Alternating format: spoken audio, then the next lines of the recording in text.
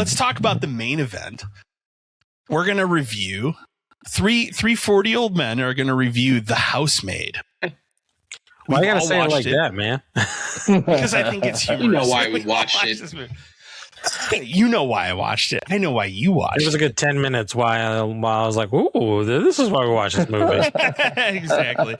I'll start it off by saying I enjoyed the movie, but it has problems. It has faults. By the end of it, I would tell you that, yeah, I think I liked it, but it definitely has odd character motivations. How about the odd, strange opening of their conversation in that interview where I legitimately thought Amanda Seyfried was doing a bad job? It made it uncomfortable to watch. Right? Like, it was a weird, like...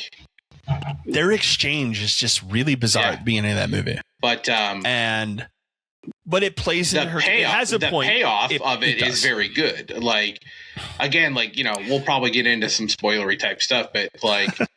I think the reveal of everything, I guess, leading to that point is very good. And it actually, like, redeems her character quite a bit, redeems her as an actress quite a bit. Yeah, very much so. Yes. Yeah, like, it's, because the whole time you just, like, the movie just feels like it's not good. You know, it does. But eventually it turns out that, like, everything has been, like, very carefully orchestrated in, like, a very, like, precise way. Like, it's a good, like, switch.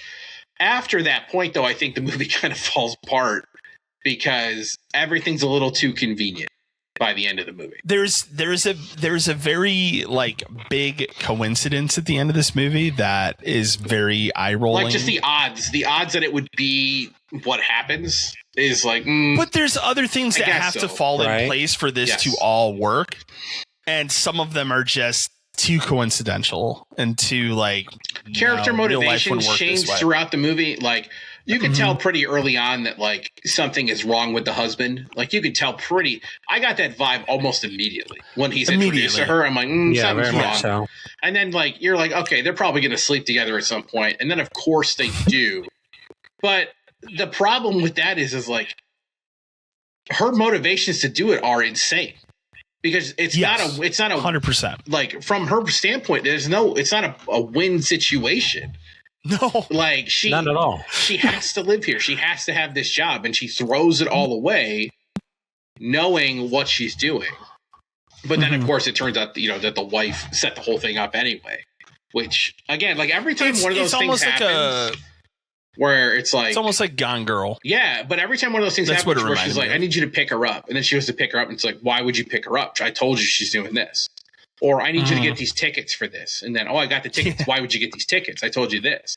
And you're like, oh, damn, like, she really is crazy. And it turns out it's like, she's the fucking smartest person in this whole fucking movie. Yeah, brilliant. Yeah, she's brilliant. Giving her the clothes or whatever. Yeah, that was great. Like, the car thing, like, everything. So, yeah, I would say overall I really like it. Like, the ending, strange. Oh, man. Like, they said that's getting a sequel, right? There are 3 books, and yes, it is getting. Okay. It was insanely successful. It has now surpassed box office numbers. It has now surpassed Sinners. That's crazy in terms of box office. It's made a shit ton of money. Yes, that's wild. Because, like, again, as someone but it's a very popular book, right? So I don't know. Yeah, and I can't speak to how faithful it is to the book, but from what I understand, it's pretty faithful. Okay. We can do, I mean, again, heavy spoilers for this movie. The end. Yeah. So part of the movie you have to understand is, like, he basically, like, tortures these women and, like, gaslights them and breaks them by locking them in this room in the house. And she ends up getting it over on him and locking him in the room in the house. And then but at this point, the wife has escaped because she orchestrated the whole thing to basically have her take her place. They reveal that she's orchestrated everything. Like, she purposefully picked Sydney Sweeney's character to come and work at the house because she knew that that would attract the husband and everything. And she did the tickets because she knew that would set them up to, you know, sleep together or whatever. And she orchestrated everything to get out of the situation. To get him to throw her out, which obviously is important for how the whole thing works. Well, and they go back to how they met. Right. and how she got put into this situation with him and everything. And they kind of explain that entire backstory. The part of it that's weird to me is, so her whole motivation is to get Sydney Sweeney's character in so she can get out of the situation. But then she has that weird change of motivation because the daughter is like, the daughter's motivations are all over the place too. Her. But the daughter also hated Sydney Sweeney's character earlier. So why would she So that care? Doesn't make sense. And the daughter had to have known how bad the dad was. It feels to me like there was a scene in this movie between Sydney Sweeney's character and the daughter that they cut out that would explain a change of heart. I told you there needed to be a scene where like the daughter's getting picked on by the girls in her dance class or whatever. Or something. And Sydney Sweeney like fucking clocks one of the kids or something. It just like stands up for her. You know, some kind of scenario where like she knocks the kid off a bike or some shit or anything. And her character has a backstory as well that's revealed that's interesting. Well, but her character has a backstory for standing up for someone else. Yes. So like I feel like they could have done something with that with the kid where the kid would have been that would explain why the kid at the end is like, well, we have to go back and save her. Because up until that point, I have no reason to believe that this kid gives a shit about her. So at the end of this movie, she's turned the tables on the dude. She has the dude locked in the room up in the attic or whatever, and he's up there, and she's kind of doing her own thing, trying to figure out what she's going to do. And Amanda Seyfried's character comes back to help her, not knowing that she's not the one locked in the room. It's the husband. So she goes up there, opens the door, lets the husband out. Obviously, he's pissed off. He's going to go and attack them, and then she basically ends up pushing him off of this. I guess it's a balcony at the top of the house, a staircase, and he falls and dies to his death. They then stage it as he was changing a light bulb in the middle of the night, and they literally unscrew this light bulb and just drop it. Okay, whatever. That's bad enough already. It's like nobody's gonna fucking believe this, but okay.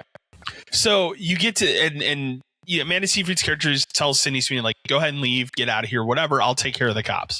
Cops show up. Happens to be a female officer. And this is where I say, like, romance novel logic comes into this movie. So her and the female cop are having this conversation, and the female cop goes, oh, it's her sister, right? She's like, my sister had a relationship was her ex-fiance 8 years ago. I know what he does. I'm not going to say anything about this. Yeah. Looks like he fell changing a light bulb. Yeah. And I'm just like, because, it's the cop on the scene that makes that decision, not the coroner. It's like that. It's like that scene in the first John Wick movie where he kills all those dudes in his house and the cop comes over. Oh, you haven't guessed, John? Yep, Jimmy. Good night, John. Yeah, exactly. Yeah. And then and we were talking about this before we started recording the episode, and then they have like a funeral or whatever for the husband, and Amanda Seyfried gives Sydney Sweeney $100,000, and says, go start, a new path for your life or whatever. And my first instinct was, man, $100,000 won't even buy you a fucking house in America today, but okay, go ahead and start your life. But she then says, like, I have another friend that's having an issue. So the way they're setting up a sequel for this is they have an end scene where she's interviewing for another live-in housemaid position at this other house. And then they kind of are talking about it in the interview. And the woman she's interviewing says, well, my husband, he's a very particular man.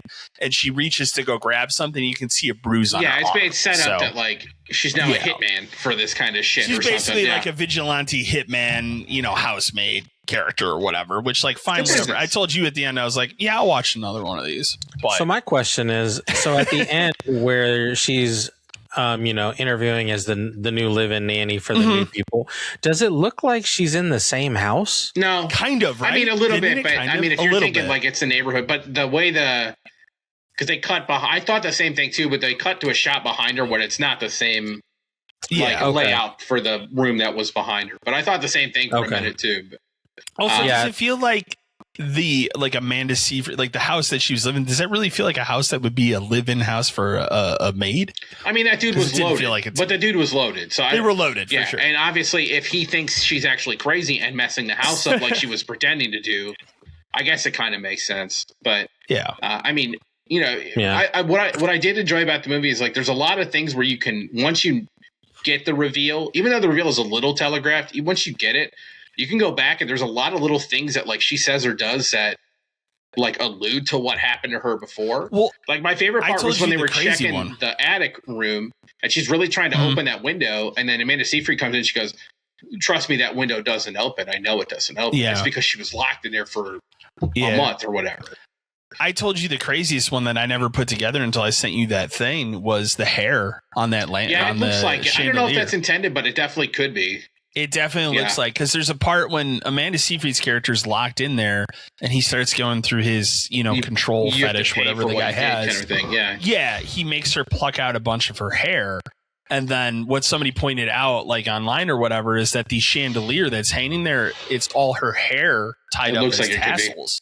It looks like it could be. His punishment strategy doesn't make any sense, though, because like the hair one I kind of get.